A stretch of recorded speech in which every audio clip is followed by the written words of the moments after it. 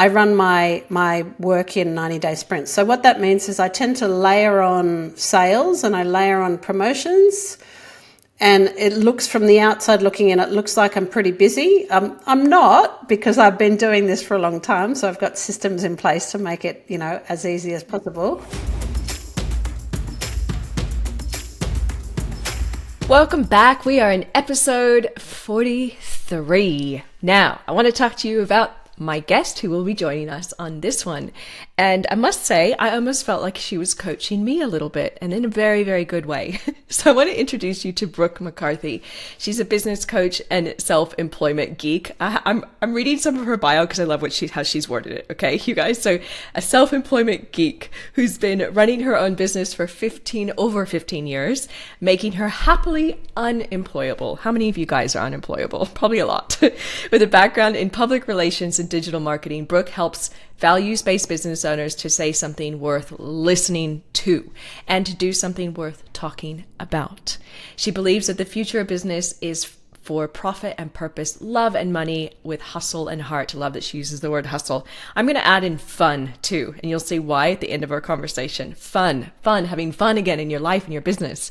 Brooke lives with her partner, also self-employed, in Sydney with her 2 teenage daughters who help embarrass her on TikTok. Yep, get that. And noodle soup is her love language. I should start adding in love language questions to the show, shouldn't I, you guys? So let's go ahead and welcome Brooke onto the show. Welcome to the show, Brooke. Thank you so much for being here. How is everything going in your world? It's going really well. I've just dropped my parents to the airport this morning, so they're going overseas for a couple of months. Seems like so many people are traveling right now. Oh gosh, so nice. Heaven. Yeah. So at the end of their trip, it'll be the beginning of ours, and we're meeting in southern Italy. Oh my gosh, lucky. Sounds so good. I love it there. Okay, well, I always love to get stuck straight in with some great points, and then we'll start to talk a little bit more about you and what you do with your clients coming up. But to start, I know you're very familiar with this, maybe in your own business, but certainly with your clients as well, around the whole concept of growing a business, getting stuck in the stress cycle and the stress loop, and just getting really worked up and overwhelmed. So I'd love to start with 3 tips that you have around managing that overwhelm and that stress when you're growing your business. 100%. Thanks for asking. It's a brilliant question. It's something I hear all the time. And I think the first thing that I want to say is that overwhelm can be an identity. And what I mean by that is if you catch yourself saying, I'm overwhelmed all the time, then it's a good idea to have an honest look at yourself and see, am I over-identifying with this? Because you're not going to stop feeling overwhelmed if it's become part of your identity. So that's my first tip. And a nice little trick that I use all the time, or I don't use it all the time, but particularly if I'm feeling a bit kind of harried, I'm having one of those days where I'm a bit, overscheduled, and I run into somebody and they go, and they've got that look in their eye and they're like, how are you? Busy? And I love to say no. Because even if I'm outrageously busy, it has this effect of confusing them, and I like confusing people. It plays with their minds a little, and I feel instantly less busy because I'm like, well, yeah, why would I want to identify as being busy? I'm not pleased with myself for being busy. I'm annoyed that I overscheduled. Yeah. And so it's just a little quick tip that I have to kind of instantly feel better, and cause the other person to pause and take notice and go, what is this actually a good thing? So that's the first thing. The second tip is it's really a lack of discernment. It's a lack of focus. So when you feel like you're overwhelmed, you've lost your discernment, and everything is equally important and equally urgent. And it's not. There's no way it's equally urgent and important. So taking a step back in that scenario is super important, and appreciating that you've lost perspective. That perspective is very valuable and that you need to regain it. and you might need to regain it through having a really solid night's sleep, or you might need to regain it through having, several months of getting on the no train. So that's my third trip, is getting on the no train. And, I think humans are part of nature. We're animals, right? We can't be disassociated from that. So I think about myself and my business in periods of contraction and expansion. And in periods of expansion, I'm saying yes to everything. I'm easily excited. I'm like, everything's a possibility and everything's, I want to say yes. And then I go through a period of contraction where my calendar's starting to make me feel twitchy, and I'm starting to get like a little annoyed, like easily annoyed. And then it's time to get on the no train. And so the no train is a lot of fun. It can be, pretty revolutionary for a lot of business owners, because we tend to be generally, can-do, enthusiastic, energetic kind of people. And we do well, we are financially rewarded for being that way. So it can feel very strange getting on the no train for the first time, but I think it's necessary. And, once you get the hang of it, it's a lot of fun. I love get on the no train. I've never heard that before. That's so good. Oh my God. Also something you said around where people are asking you how you are. I'll get that a lot too, when people go, oh yeah, how's it going? Are you just as busy as always? And it kind of gets under my skin, because I'm thinking, no, I mean, I'm in control of my time, and I'm busy, but I don't wear it like a badge of honor in a bad way. So I find there's a weird fascination with sort of plugging that word into people's mouths. So I like what you said about that too. Really good. Strange. I know. So I want to know a little bit more around your business, because you just said, there's times of contraction and times of growth, like all of us. So talk me through a little bit about what you do in your business, and are you in a time of growth or contraction right now? So I run my business in 90-day sprints, in like quarterly sprints. It all went a little haywire during COVID, like everybody's business. And COVID was a period of expansion for my business. So I was working, 2 long hours, making hay while the sun shone, I guess. There was a lot of money to small business owners to spend on training and coaching and business development. So being a trainer and a coach, a lot of people would come and spend that money with me. But before COVID, and now that things are somewhat back to normal, I run my work in 90-day sprints. So what that means is I tend to layer on sales and I layer on promotions. And it looks, from the outside looking in, it looks like I'm pretty busy. I'm not, because I've been doing this for a long time. So I've got systems in place to make it, as easy as possible, and support from my assistant. But I tend to do like a lot of promotions, a lot of selling, and then I take a rest. I just got back from a week on a tropical island in far north Queensland with my family and some friends. Nice. And then in September, we'll be leaving to go on a 6-week trip. So from July, from here until September, I'll be kind of, making hay, I guess, selling and promoting, with the view that, 6 weeks of travel, I'll be doing the kind of bare minimum marketing and business development. Do you find that most business owners can do a flow or a system like that? I think it very much depends on the business model. It's a question I get quite a lot. And I have run a bunch of different business models, selling a variety of different services over the last 15 years. And I started my business, like many people do, using the model that I came from, the model that was prevalent in the industry. So I came from public relations. So I started my business 15 years ago. I called myself a digital marketing agency, and I set it up in a similar way. Small number of retainer clients who each pay, a reasonably high fee, and I look after them month in, month out, for as long as possible. And that was brilliant, and I loved it, and it worked really well until I had 2 babies in quick succession. And then, all of a sudden that business model expired very rapidly. So I think your business model, and your business model really is just how you make money and how you deliver the value that you sell. the way that you deliver that value. And I think that there is no magic business model. There is no special silver bullet that's going to rain millions, while we sit in our hammocks on the beach. I think there is a necessary experimentation required for each business owner to figure out, well, what works for my personality type, what works for my strengths and skills, what's my personal preferences for what period of time. Because when I was in my, late 20s, early 30s, I was very happy to be, on the internet 24/7 and learning stuff and getting excited. And, I swallowed the, online business dream and I loved it all. And now I'm kind of in that kind of late maturity of it, going, I like that bit, I don't like that bit, yes. I want this bit, I don't want that bit. So, that can't happen if you don't actually jump in and give everything a red hot go.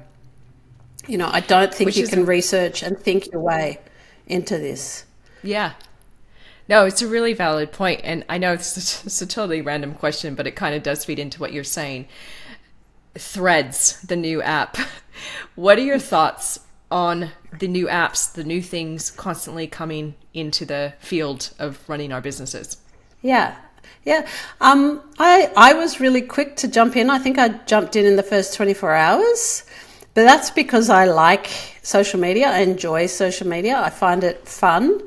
I do think when it comes to technology, sometimes people wait too long and they're not kind of opting out for a good reason. So case in point, I used to teach social media marketing for a number of years, and I would have people paying excellent money to come to my courses around Australia and bitch and moan and, resentment, bitterness, about social media. Now, no one's forcing you to do social media. You don't have to. In fact, one of my most popular blog posts, How to Ace Marketing Without Social Media.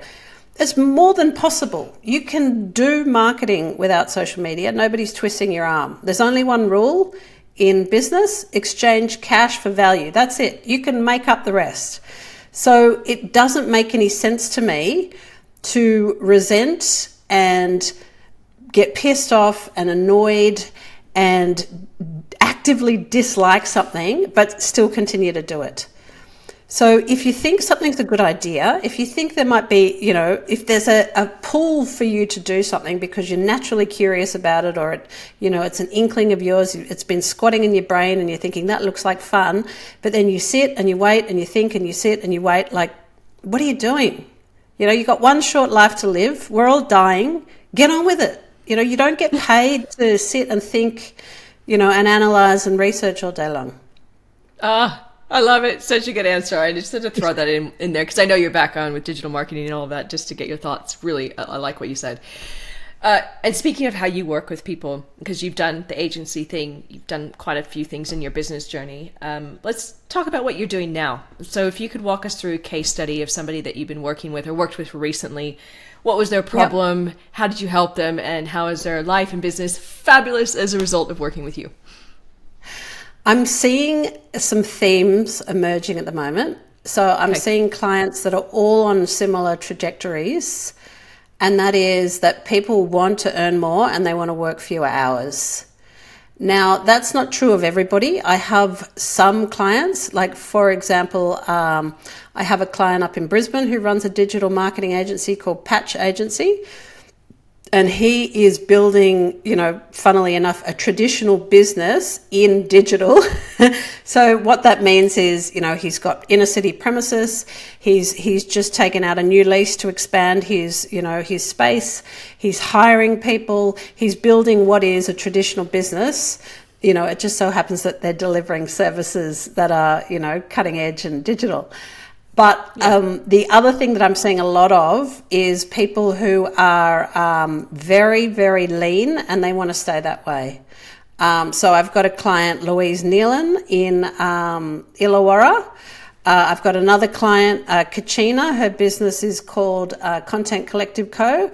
And they want to build their business, but not at the expense of their lifestyle, not at the expense of working, all the hours, not at the expense necessarily of taking on the additional risk of hiring people, because hiring people is sometimes a great way of eroding your profit margin. And a lot of businesses kind of get stuck there where their revenue is growing, but their profits are dwindling and their risk is growing and their hours are growing and their, their overwhelm is growing, but they're not, actually enjoying. They're kind of building a business that's turned out to be, what they don't want. So a lot of business owners, I'm definitely seeing a trend in recent, months, and I think it's natural on this end of COVID. Yeah, of business owners just going, what is the point of all this? What is the point of building massive revenue and getting to multi-millions if, I can't afford to take a holiday and I'm constantly stressed and, I don't like my life, what's the point? So it is my favorite business model where you've got a single individual who is earning, anywhere from 20 to 50,000 or more per month with very high profit margins, very low overheads. Normally they've got a virtual team of maybe, 1 to 5 subcontractors. And they're able to deliver services in a very, very different way. So, we spoke earlier about how I started my digital marketing agency similar to a public relations agency. So the retainer business model is excellent for the client, hell on earth for the business owner who possibly does not have their systems and their boundaries under control. So the retainer client that believes that they can pick up the phone anytime they have a question, and get an instant answer and change the strategy midway through and, just be, incredibly demanding and inefficient is the old school way of doing things, whereas the new school way of doing things is, we can deliver everything the client wants, the outcomes and the value that the client wants, and we can deliver it in a very boundaried time frame where they get 1 day or 2 days a month and that's it. And they don't have, the luxury of picking up the phone every time they have a brain fart so they can ask some random question. I love this. So, because I'm seeing that as a theme as well, the leaner business. How do you work with those business owners? Do you actually help them move in that direction? Like what are some of the tips around running a leaner business? So I do a combination of different things. So I do business coaching, I do business consulting, I do business training, and I do business advocacy. And advocacy is basically, I've got my ear to the ground. I work with groups, so small groups of business owners. I've got 8 in my group at the moment. And a lot of them come from marketing in this particular cohort, but in prior cohorts, I might have quite a few from health. And then it's really about trying to streamline and systematize the business, starting with the profit plan. So the profit plan is, how do you make money? What are you actually selling? And let's take, a service, a client services menu that looks like one of those old school Chinese menus where you've got lamb and then you've got 20 options for lamb dishes and chicken and 20 options for chicken dishes. And let's take all of that and let's streamline it into 2-3 packages for clients to make it much easier for clients to choose and to be really, really excellent at that service delivery so that the processes, the procedures, the outcomes are consistently high quality. And that's good for the client and it's good for the business owner and it's especially good for the profit margin. Now you can add various complications on top of that. So depending on the personality type, like myself, I'm quite creative. There's certain things I've been selling the same program for 8 years now. So I definitely have some consistency. I have a lot of consistency in certain parts of my business, but other parts of my business, I just want to go wild. Like I want to have a bit of fun and I don't want to stop myself. If I have a good idea for delivering some kind of training, I want to be able to, put that out for 90-minute, masterclass on whatever has, floated my boat this month and, and have some fun and make some money doing that. So, there's ways and means to design a business that makes sense, firstly, from a profit perspective. Secondly, from, of course, the outcomes, because you need to get exceptionally great outcomes for clients in order for them, to keep coming back and to say nice things about you. But thirdly, for your particular personality type, so that, it fits you hand in glove. So if I were to come to you and say, Brooke, help, I'm stressed out, I need to do something with my service offerings, what's your flow? Do you look at profit first, and then how do you get them to scale back from there into like less offerings? Yeah. So typically almost all business owners are working too hard. So almost always we would start by getting on the no train. We would start by creating boundaries. Oftentimes business owners need a hard start and a hard stop time, an end of day ritual that, like, the laptop's closing down, I'm not touching it, I'm not thinking about it. I need a hobby, because my hobby, my whole life, my whole brain is in my business, and my brain needs a rest. So that's part of it. And then the second thing is the top and the bottom of the business. So where is your, 80% of your profits coming from? They're likely to be coming from, 20% of your efforts. And what can we cull from the bottom? So at the same time, we're doubling down on what's working. We're also cutting what's not working. And again, that tends to be really common, especially if you've been in business for a while. You tend to kind of feel some moral obligation to keep doing things a certain way when they're not working. There tends to be this tendency, for humans to go, well, I've been doing it, I don't want to disappoint anyone. Even though it's really not working, I can't quite admit that to myself and just cut it off. So, a lot of it is a bit of kind of courage and hand-holding, while clients, fire clients, discontinue services, or stop doing things that aren't giving them joy anymore. So, focusing on the profit, focusing on the top, cutting from the bottom. Yeah. Brilliant. And so much of what I believe in as well, you're articulating this flow and this way of thinking in such a beautiful no nonsense sort of way of understanding it. My question, I suppose, based on that would be, I feel like, and you just mentioned it, business owners justify their decisions, and they're like, no, it's I've built the systems, I've done it all to make it work, I'm just going to keep doing it.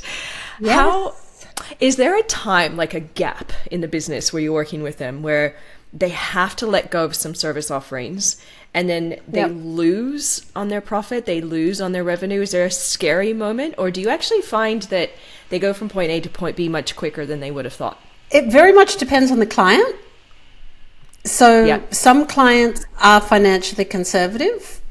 Other clients have very high mortgages. There's been a lot of mortgage stress recently, and, lots of people that have high expenses, they need to keep the cash coming in the door. Mm-hmm.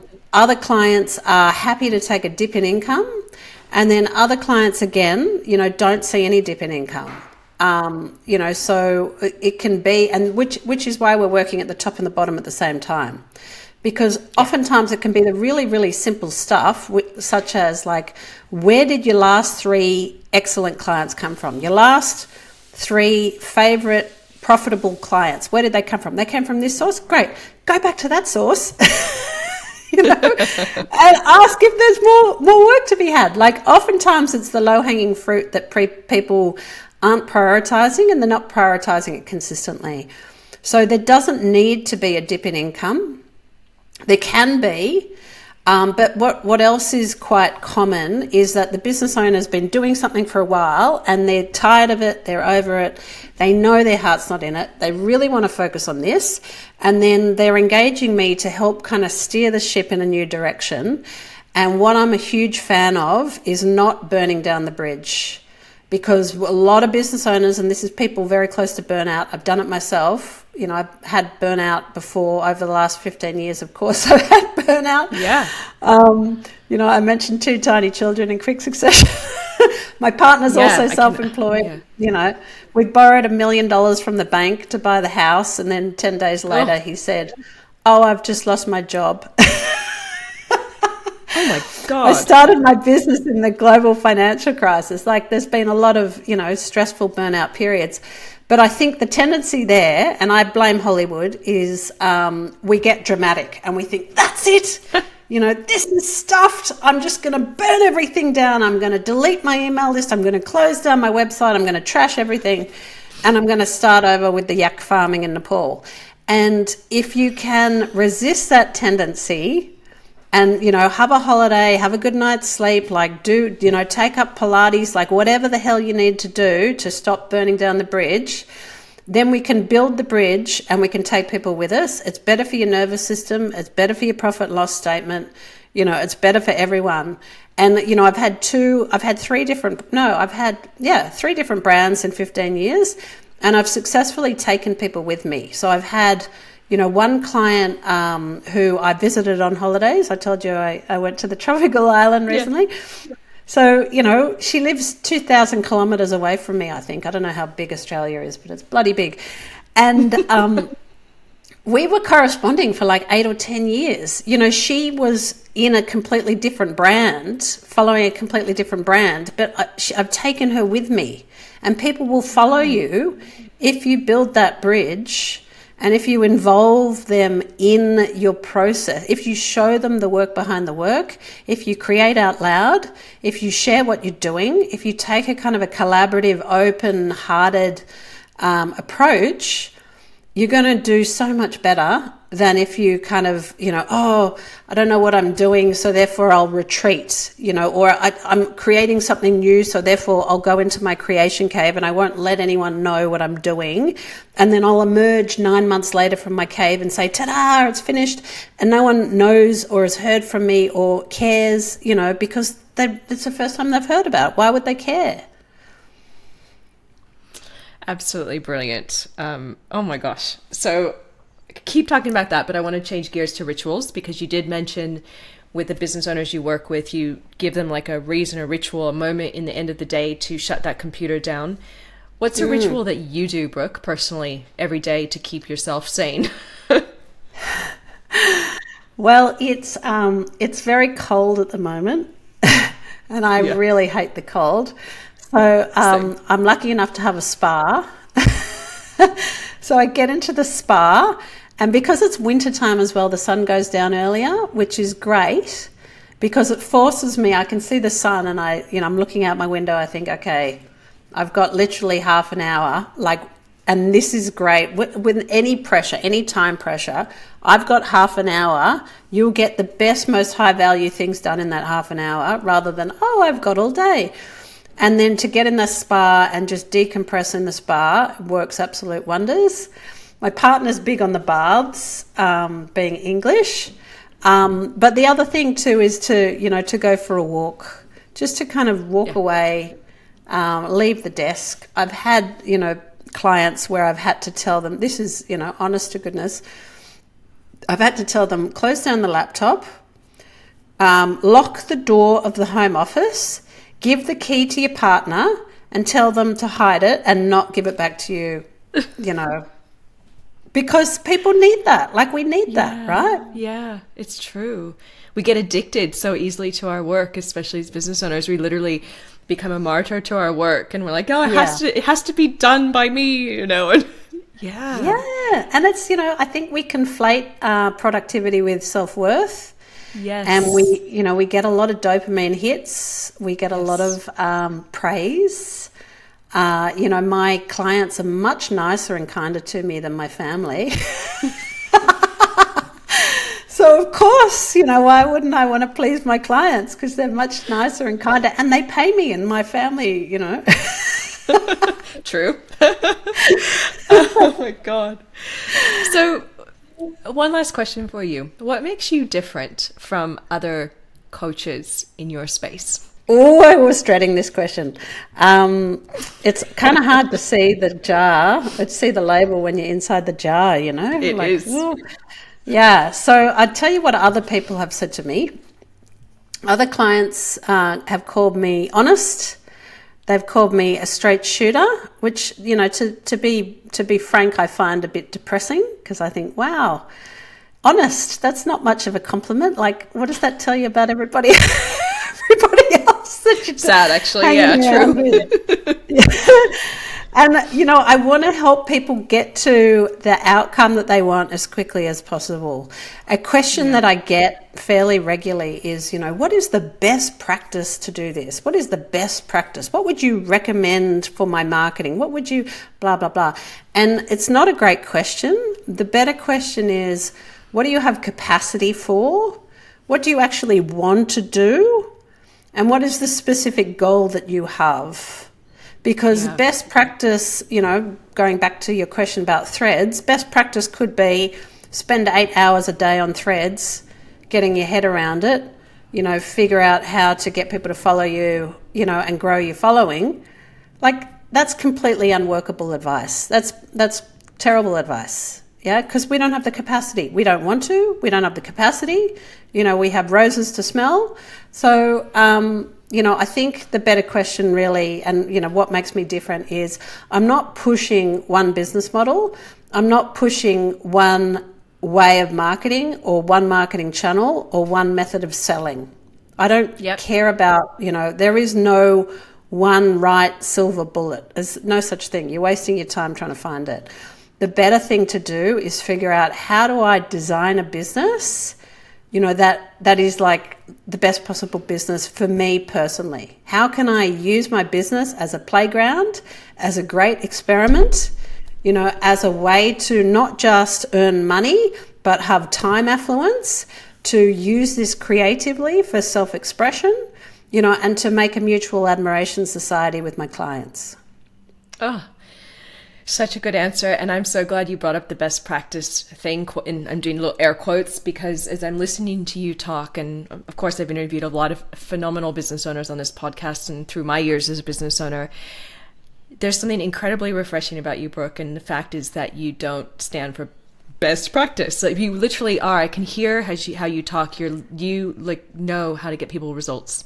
I can tell that, but with keeping their sanity intact and actually bringing fun and joy and hope back into their lives. That's what I'm hearing from you as you're talking. And I think that's a really incredible gift to have as a coach in your space, because so many people use frameworks and formulas, which I believe are needed, of course, but to a fault, where they stop listening to the person in front of them and stop understanding who that person is as a human being and what they actually want and how their brain is wired. And I feel like you have a really good gift at doing that with people. So just my 2 cents after a 30-minute conversation.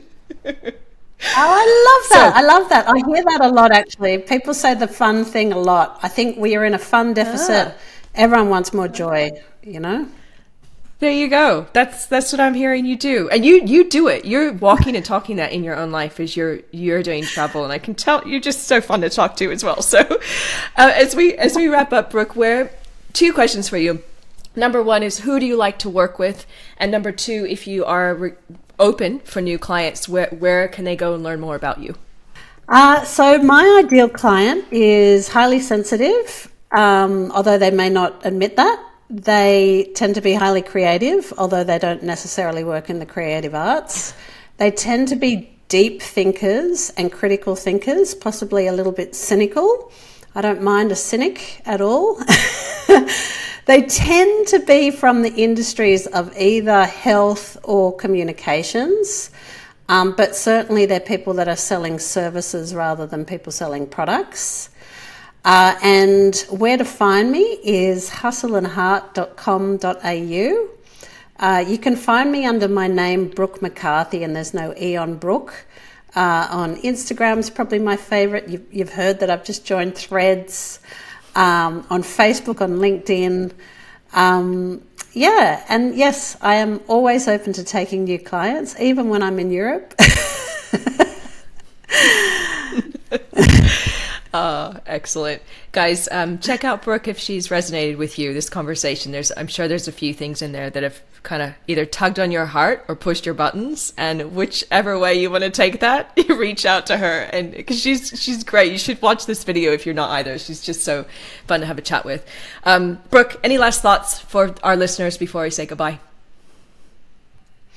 Yes, I just want to say that firstly, thank you for having me. And secondly, if you're listening to this and you've started a business, you've had the audacity to take a leap and make an income, a thriving income from your own sweat and smarts, then congratulations, well done. Take your right hand, put it on your left shoulder and give yourself a pat on the back, because we don't get that nearly enough. Yeah. And whilst I'm happily unemployable, hopefully for the rest of my life, and I wouldn't want it any other way, having a job is a shit ton easier than running a business. So you deserve every accolade and every compliment and every cheer that you get. Thank you so much for that beautiful ending note. Thank you guys for tuning in. Go check out Brooke. Trust me, she's good. You want her on your side and in your group and in your sort of following that you are around. So thanks, you guys. Thanks, Brooke. Talk to you soon.